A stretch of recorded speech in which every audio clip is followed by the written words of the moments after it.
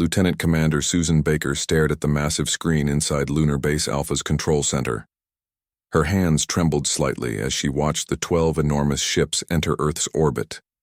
They moved with a grace that defied their size, each vessel at least 5 miles long with strange blue lights pulsing along their dark hulls. "Are we getting any response to our signals?" Susan asked, her voice steady despite her racing heart. Communications Officer Peter Wright shook his head. "Nothing yet. We've tried all frequencies, all known protocols. They're just watching."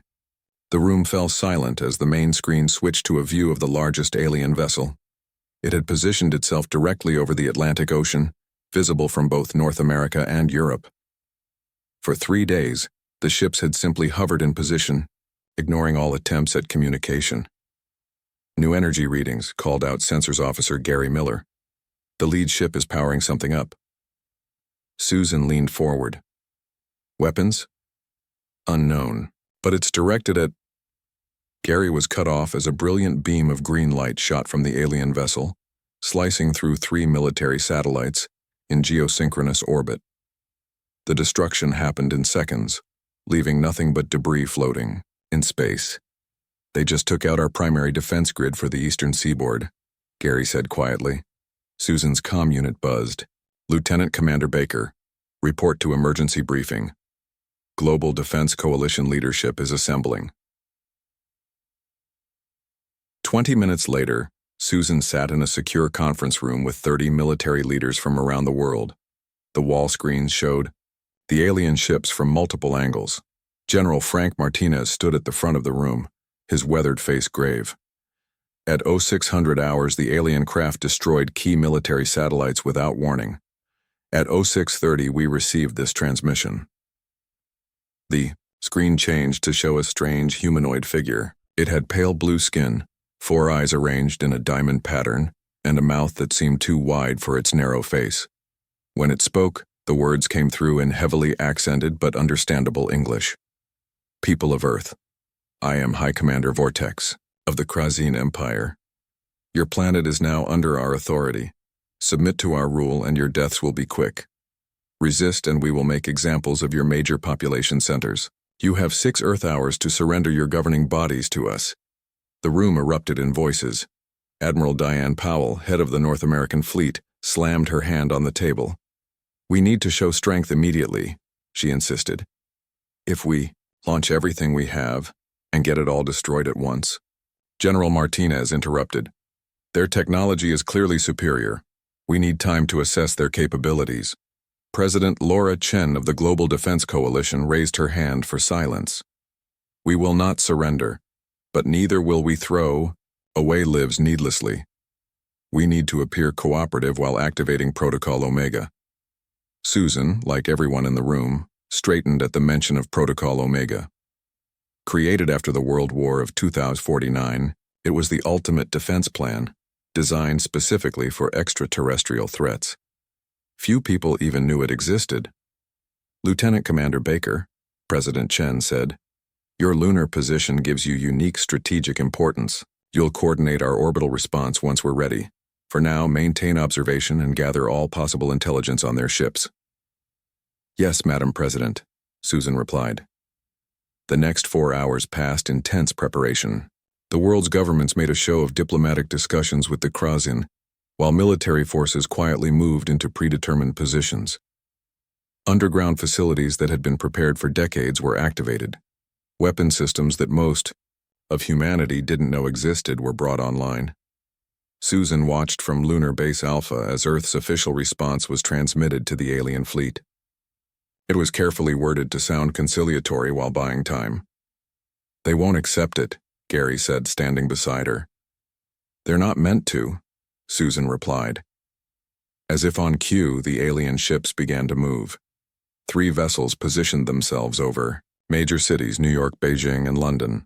Susan felt her blood run cold as green energy began to build at the bottom of each ship.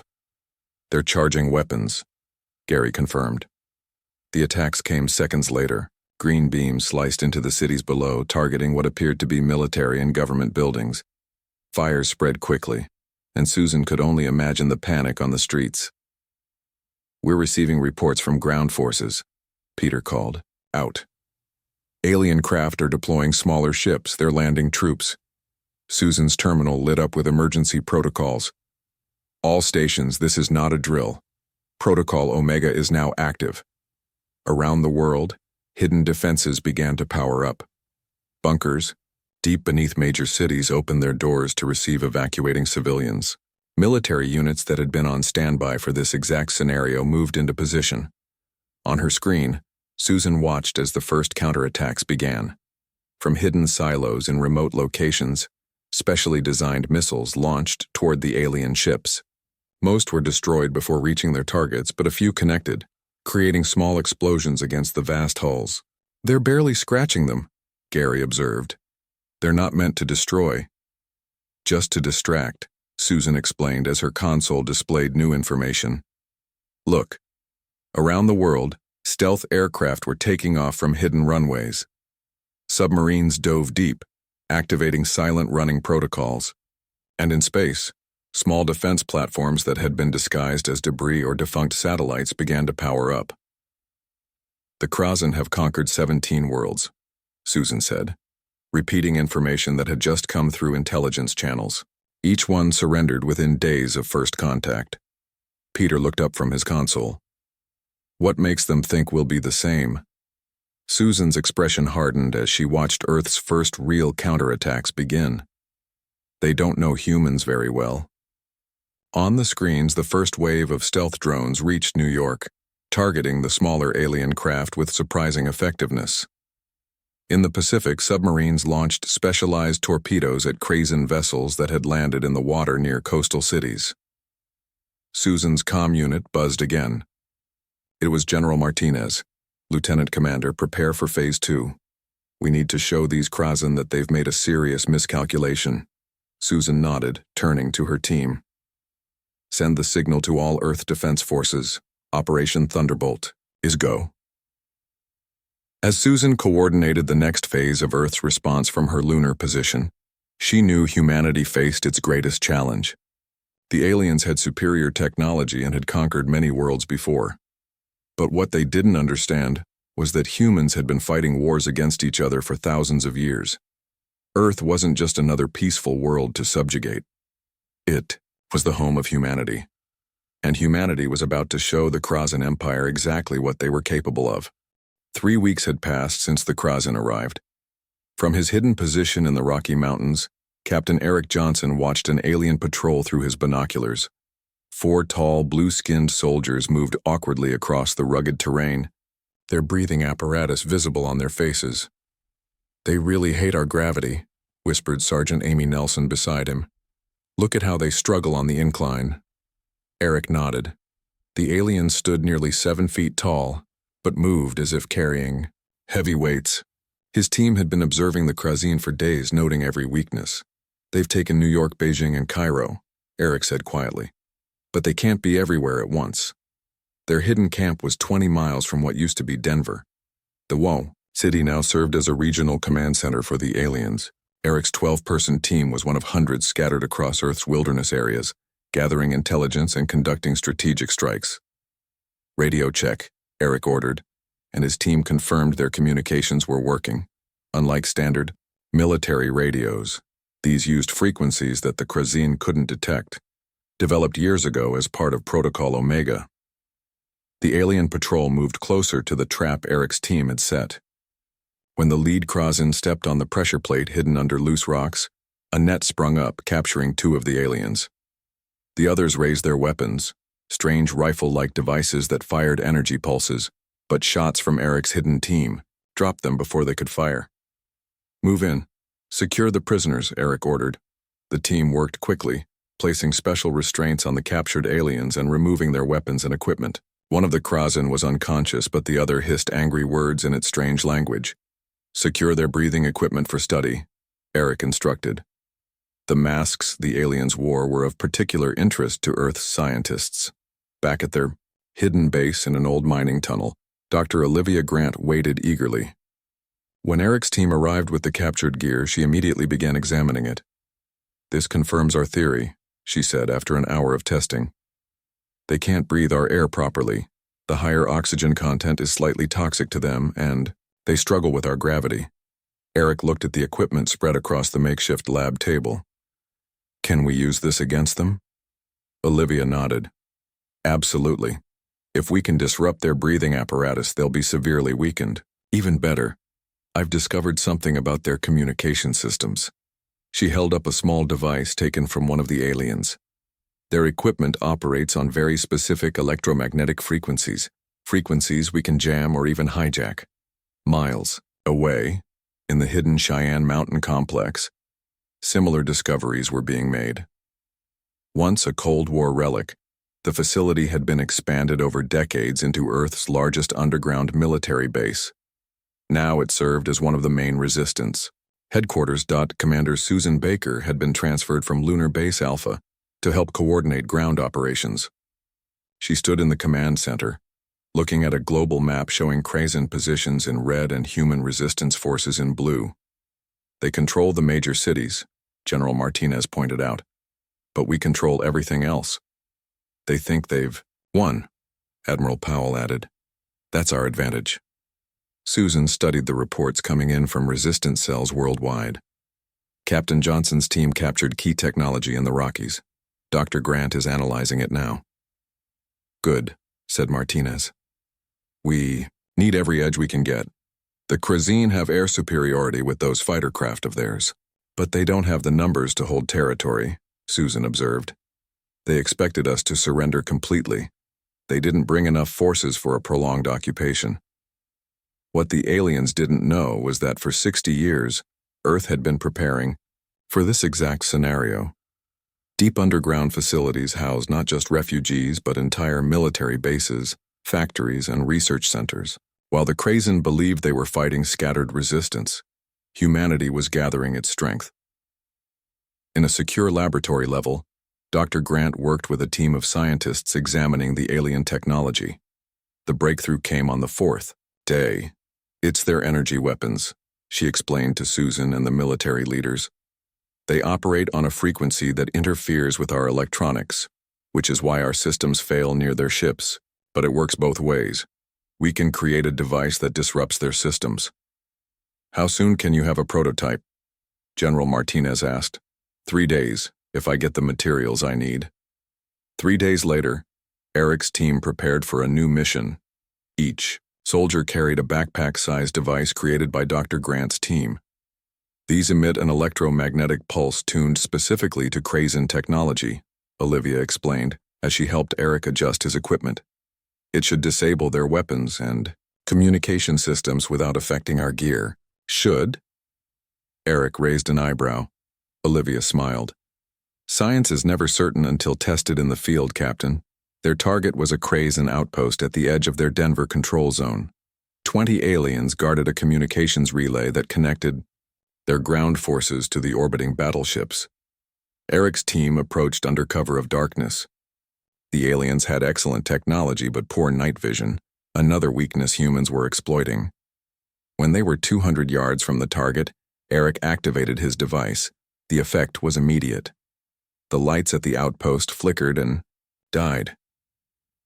Through night vision goggles, Eric watched the confused aliens tap at their now useless equipment. All teams, execute, he ordered quietly. 4 groups converged on the outpost from different directions. Without their energy weapons, the Krazen were forced to fight hand-to-hand. Despite their height and strength, they moved clumsily in Earth's gravity. Within 10 minutes, the outpost was secure. 3 aliens were captured alive for questioning, and Eric's team suffered only minor injuries. Command, this is Rocky's Actual, Eric reported over the secure channel. Target secured. The EMP devices work perfectly. At Cheyenne Mountain, Susan received the news with a grim smile. Tell all resistance cells to prepare for Phase 2. We're taking this fight to the next level. Across Earth, similar operations. We're succeeding. In the Amazon rainforest, Canadian tundra, Australian outback, and African savanna, human forces struck at Krazen outposts with the new technology. On their command ship, High Commander Vortex received disturbing reports. Communication outposts were going silent. Patrols disappeared. The humans were not behaving like any species the Krazen had conquered before. They should have submitted by now, he growled to his second-in-command. We control their major population centers. Their governments are destroyed, and yet they fight on, his officer replied. Perhaps we underestimated them. In Cheyenne Mountain, the next phase of humanity's counterattack was taking shape. Dr. Grant had larger versions of the EMP device ready for deployment against the alien ships themselves. Special forces teams trained to use captured alien technology and, deep beneath the Pacific Ocean, submarines carrying experimental weapons prepared to surface and strike at the invaders from an unexpected direction. The Krasin believed they were winning a war. They didn't realize the real war had only just begun. 6 weeks into the occupation, High Commander Vortex stood on the bridge of his massive ship. The view screen showed the ruins of New York City, now a hub for Krasin resource extraction. Smoke rose from several buildings as alien machines tore into the earth, searching for minerals valuable to the Empire. Our mining operations are proceeding on schedule, reported Subcommander Laxnar. We have established control zones in 57 major population centers. Resistance continues but is ineffective. Vortex made a gesture of satisfaction. The humans fight with primitive weapons. Their militaries are broken and scattered. Begin Phase 2 of the resource extraction. What the Krasin commander didn't know was that 20 miles away, Colonel Alan Price was preparing the first major counterattack. In the desert outside Phoenix, Arizona, 500 soldiers gathered with modified weapons and vehicles. Each weapon had been upgraded with technology developed by Dr. Grant, allowing them to penetrate Krasin armor. This is not a suicide mission, Alan told his troops. Hit fast, hit hard, and retreat before their air support arrives. Remember your training, the soldiers nodded grimly. For weeks they had practiced using captured alien technology and studying Krasin tactics. Now it was time to put that knowledge to use. At exactly noon, the attack began. 50 armored vehicles emerged from hidden underground garages, speeding toward the alien supply convoy. The Krasin had grown comfortable, believing human resistance consisted only of small guerrilla teams. They weren't prepared for a coordinated assault. Alan rode in the lead vehicle, a modified tank with both human and alien technology. Through his binoculars, he watched the Krasin guards react with surprise as the human forces appeared on the horizon. All units weapons free, he ordered through his headset.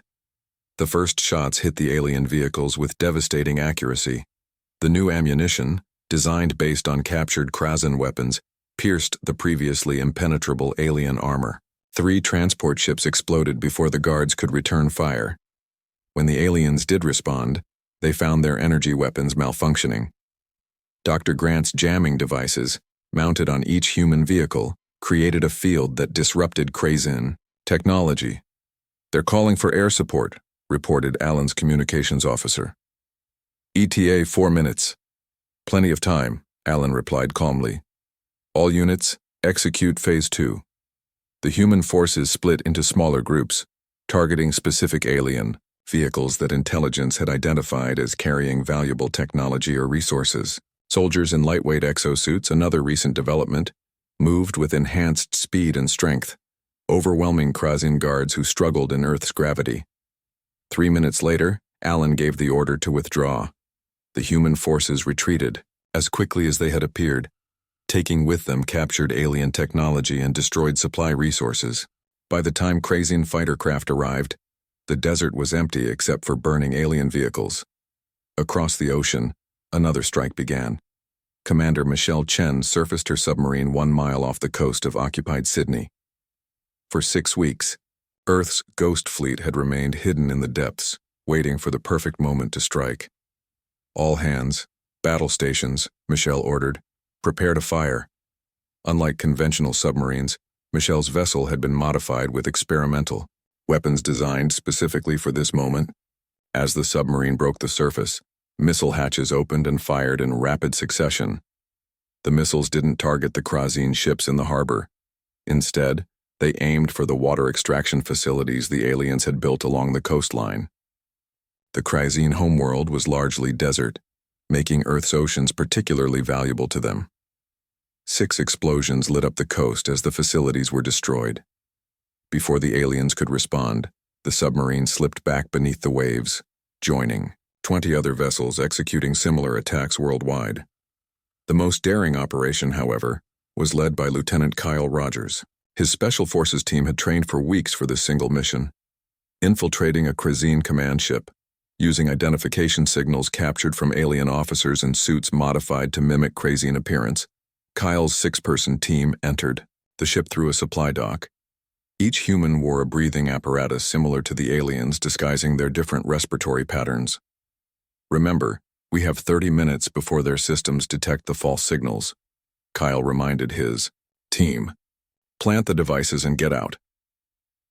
They moved through the massive ship, placing small devices at key junctions. These were Dr. Grant's masterpieces, electromagnetic pulse generators specifically tuned to the ship's systems. The team reached the main engine room with 5 minutes to spare. As they planted the final device, an alarm suddenly blared. "We've been detected," said Sergeant Linda Perez. "Security teams closing in." Kyle activated his radio, using a frequency that could penetrate the ship's hull. "Eagle Nest, this is Falcon.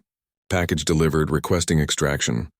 Outside the ship, a stealth aircraft waited. As Kyle's team raced for the exit, Krazine guards closed in from multiple directions. Firefights broke out in the narrow corridors, human weapons against alien technology. "Activate the devices now," Kyle ordered as they reached the outer hull. "We can't wait." Linda pressed the remote detonator. Throughout the ship, the EMP devices activated simultaneously. All around them, lights flickered and died. Alien weapons went silent. Emergency systems failed. In the sudden darkness, Kyle's team used their night vision equipment to find their way out. They reached the extraction point with 2 wounded but no casualties, escaping in the stealth aircraft as chaos engulfed the Krazine ship. On his command vessel, High Commander Vortex received the reports with growing alarm. 3 major supply convoys destroyed, water extraction facilities sabotaged on 4 continents, and most concerning, a command ship disabled by internal sabotage. "How is this possible?" he demanded. "Their military was broken. Their governments surrendered." His intelligence officer looked uncomfortable. "It appears we may have underestimated them." An alert sounded, and the view screen changed to show a new development. Around the world, hidden human installations were coming online. In mountain ranges, deserts, and jungles, camouflaged weapons platforms revealed themselves, targeting Krazine positions.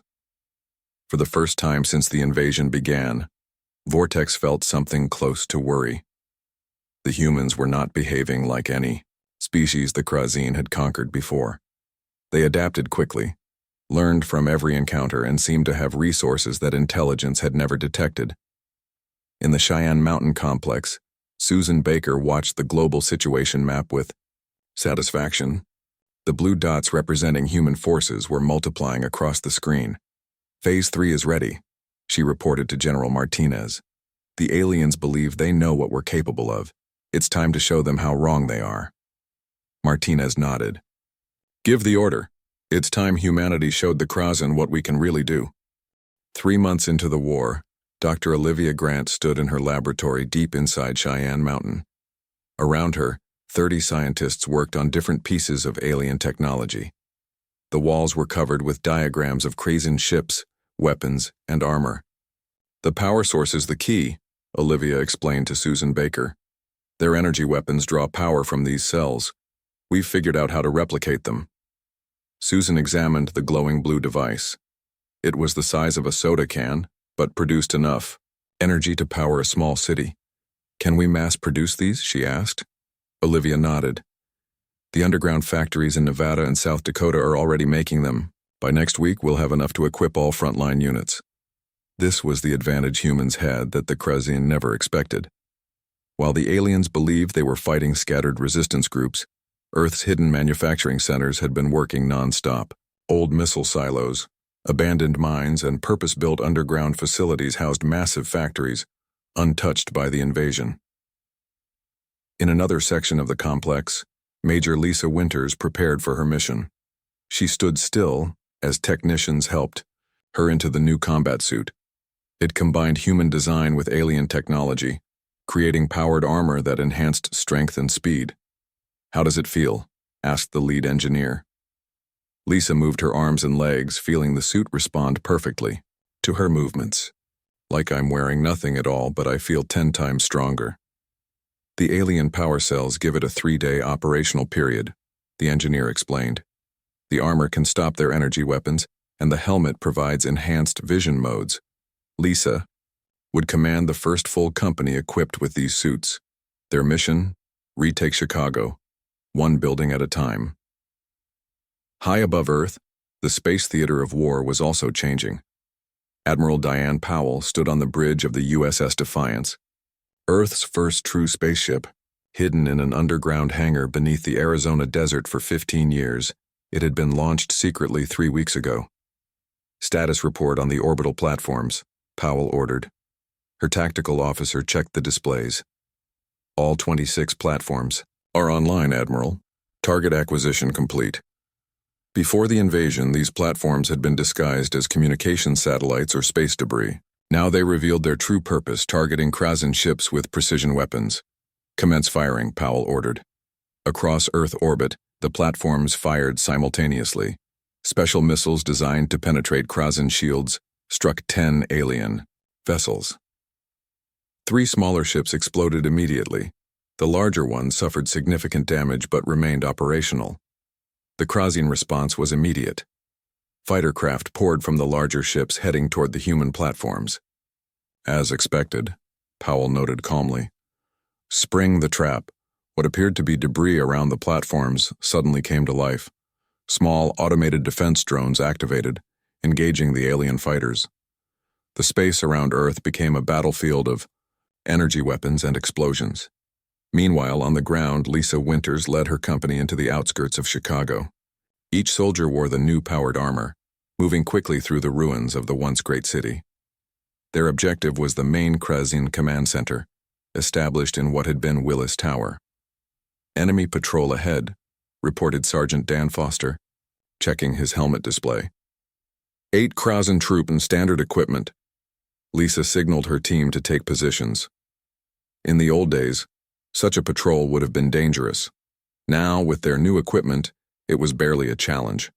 "Engage at will," she ordered. Her soldiers fired their new weapons, modified human rifles powered by alien energy cells. The blue pulses struck the Krasin troops before they could react. The entire patrol was eliminated in seconds. "Too easy," Dan commented. "These suits make all the difference." Lisa nodded but remained cautious. "The patrols are just the beginning. They'll have heavier forces protecting the command center." Her caution proved correct. As they approached downtown Chicago, they encountered increasingly stronger resistance. Krasin heavy weapons teams had set up barricades, and fighter craft patrolled overhead. "This is where we test the suit's full capabilities," Lisa told her troops. "Remember, you're training." The company split into 3 groups, approaching from different directions. Lisa led the main force straight down Michigan Avenue, drawing the aliens' attention. The other teams moved through buildings and underground tunnels, flanking the enemy positions. When the attack came, the Krasin were caught by surprise. Human soldiers in powered armor moved faster than they expected, absorbing energy blasts that would have killed unprotected troops. The aliens' advantage in physical strength was neutralized by the suits, allowing humans to engage in close combat when necessary. Building by building, block by block, Lisa's company pushed toward the center of the city. Similar operations were happening in occupied cities worldwide. New York, Beijing, London, Moscow. Everywhere the Krasin had established control, they now faced human forces equipped with reverse-engineered technology. In Antarctica, Susan Baker had established a new command center. Deep beneath the ice, safe from orbital detection, she coordinated the global counteroffensive. "Chicago team has reached phase line Bravo," reported her communications officer. "New York forces have secured the harbor. Sydney team reports the downtown area is 60% cleared." Susan studied the global map. For the first time since the invasion began, more areas showed blue, human-controlled, than red, Krasin occupied. "And our communications network?" she asked. "Fully operational," replied Commander Jason Garcia. "We've established the independent system using modified Krazen technology. They can't detect or intercept our signals." This had been another critical development.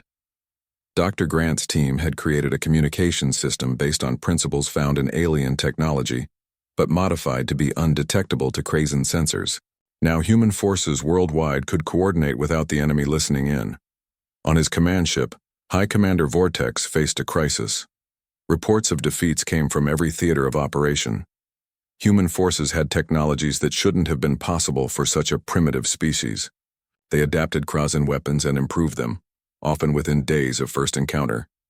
"We have lost control of 3 major cities," his tactical officer reported.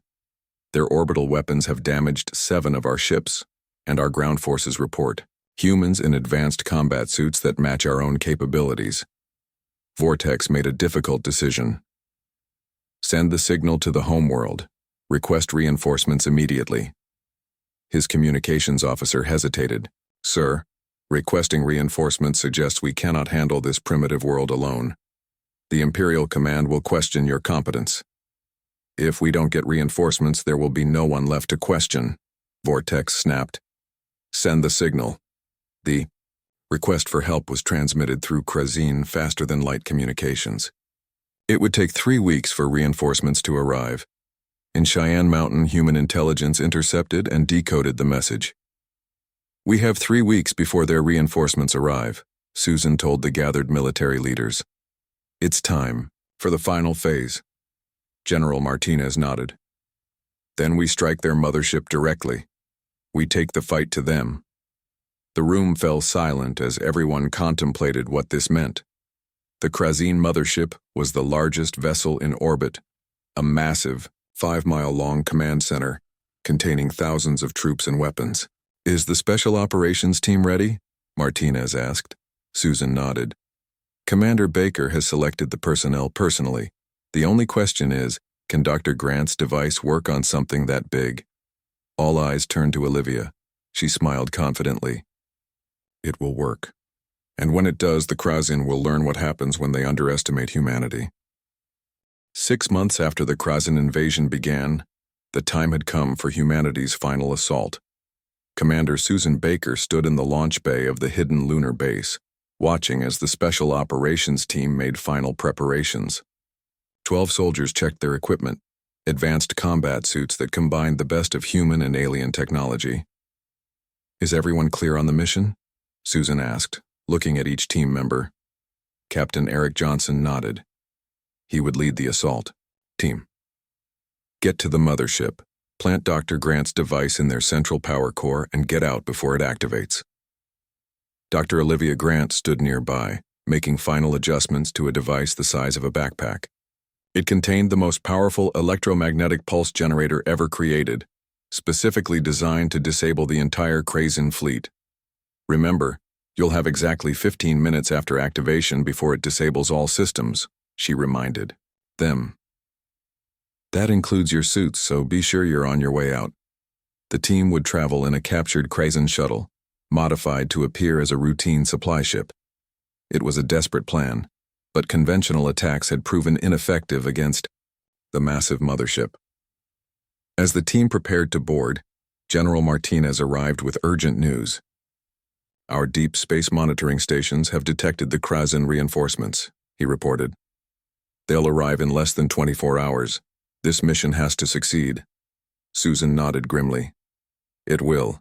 Humanity has one final card to play." While the Special Operations team prepared for their mission, military forces around the world moved into position for a coordinated global assault. The goal was to distract the Krazen, keeping their attention focused on the ground rather than the approaching shuttle. In the Himalayas, massive railguns that had been hidden inside mountains for decades were uncovered. Each could fire projectiles into orbit with devastating force. Similar installations in the Andes Mountains and Rocky Mountains prepared to fire simultaneously. Colonel Alan Price led ground forces near Washington, D.C., preparing to assault one of the last major Krazen strongholds. His troops were equipped with the latest hybrid weapons and powered armor. "Remember, we're not trying to win here," he told his officers. "We just need to make enough noise to keep their eyes on us." Major Lisa Winters positioned her company near Chicago's recaptured downtown. "All units report ready," she confirmed over the secure communications network, waiting for the signal. Around the world, submarine fleets surfaced near coastal cities, ready to launch missiles at Krasian positions. Aircraft hidden in underground hangars prepared for takeoff. Every remaining human military asset was committed to this final battle. On the lunar base, Eric's team boarded the captured shuttle. Each soldier carried additional weapons and equipment for the mission. Dr. Grant personally handed the EMP device to Eric. "The fate of our species depends on this," she said quietly. Eric secured the device in a special compartment. "No pressure, right?" The shuttle's engines fired and it moved silently out of the hidden lunar base, beginning its approach toward Earth orbit. Thanks to the captured Krasian identification codes, it appeared as just another supply ship returning to the mothership. In the Cheyenne Mountain Command Center, Susan gave the order. "Commence Operation Thunderstrike." Around the world, the coordinated attack began. Railguns fired massive projectiles at Krasian ships in orbit. Submarines launched missiles at alien ground bases. Hidden aircraft rose from concealed hangars, engaging alien fighters. The Krasian were caught by surprise at the scale of the attack. After months of fighting what they believed were scattered resistance groups, they suddenly faced what appeared to be Earth's full military might. "Hi, Commander." Vortex watched in shock as alerts flooded his command screen. "How is this possible? Their forces were broken. They've been hiding their true strength," his tactical officer realized too late. This was their plan all along. On the captured shuttle, Eric's team approached the mothership. The massive vessel was over 5 miles long, dwarfing everything around it. Thanks to the global attack, its defenses were focused outward, allowing the shuttle to dock without raising suspicion. "We're in," Eric reported over the secure channel. Beginning infiltration. His team moved through the alien vessel using routes mapped from captured intelligence. Each soldier wore modified Krasian breathing apparatus to blend in. When they encountered alien crew members, their stolen identification codes allowed them to pass without question. The real challenge came when they reached the central section of the ship. Here, security was tighter, with guards checking all who passed. "We'll need a distraction," Eric said. Sergeant Amy Nelson nodded. "I have just the thing." She activated a small device attached to her belt. Throughout the ship, secondary systems began to fail, drawing security teams away from the central core. With the path clear, Eric led his team to the massive power chamber at the heart of the mothership. Energy pulsed through transparent conduits, feeding the ship's weapons and propulsion systems. Perfect placement would be there, Dr. Grant had explained during briefings, pointing to the junction where all power lines converged. 2 team members stood guard while Eric and Amy worked quickly to install the EMP device. Just as they finished, an alarm sounded. "We've been detected," warned Corporal Ben Martinez, watching the entrance. "Multiple hostiles approaching." Eric activated the device. 15 minutes starting now, let's move." The team fought their way back through the ship, facing increasingly heavy resistance. Krasian security forces recognized them as intruders now, and all pretense of stealth was abandoned. As they neared the shuttle bay, Eric received urgent communication from Earth. "Captain, this is Command. Krasian reinforcements have arrived. Early. They're engaging our orbital defenses now." The situation had just become much more desperate. If they couldn't disable the mothership, the fresh Krasian forces would overwhelm Earth's defenses. With 5 minutes remaining before the EMP activated, Eric's team reached the shuttle. 3 soldiers had been wounded, but everyone was alive. As they prepared for launch, Krasian troops surrounded the bay. "We'll never break through their blockade," Amy said, checking the ship's sensors. Eric smiled grimly. "We don't have to." He opened a channel to Earth Command. "This is Captain Johnson. We've planted the device. Request immediate support. Grid. Coordinates Alpha 79. In that moment, the railguns in the Himalayas fired again, not at random Krasian ships, but precisely at the section of the mothership blocking the team's escape route. The massive projectiles tore through the hull, creating a temporary path. "Now!" Eric shouted, and the shuttle burst from the bay, racing, away from the mothership. Behind them, the countdown reached 0. The EMP device activated, sending a cascading power surge through the alien vessel's systems. Lights flickered and died throughout the massive ship. Weapons went silent. Engines failed. The effect spread to nearby vessels, jumping from ship to ship through their linked communication systems. Within minutes, the entire Krazen fleet hung powerless in orbit. On the command bridge of the mothership, High Commander Vortex watched in horror as his mighty fleet went dark. Even the newly arrived reinforcements connected to the main fleet's network lost power. "What have they done?" he whispered. The answer came minutes later when his emergency communication system received a transmission. On the screen appeared General Martinez, Admiral Powell, and Commander Baker. "Hi, Commander," Martinez said. "Look at your sensor readings for Earth's surface." Around the world, hidden military installations revealed themselves. Massive weapon platforms rose from beneath the ocean. Mountain ranges opened to expose missile silos. The full force of humanity's military power, built and hidden over decades, stood ready to fire. "This is our world," Susan Baker said simply. "You will leave now, or we will destroy every ship in your fleet." For the first time in the history of the Krazen Empire, a surrender was offered. The once mighty invasion force, now powerless and vulnerable, had no choice but to accept. As Eric's shuttle returned to Earth, he watched the Krazen vessels slowly retreat using emergency power. Humanity had not just survived, they had sent a message to the galaxy. When aliens faced the full force of humanity's military power, even the mighty Krazen Empire had to bow in defeat.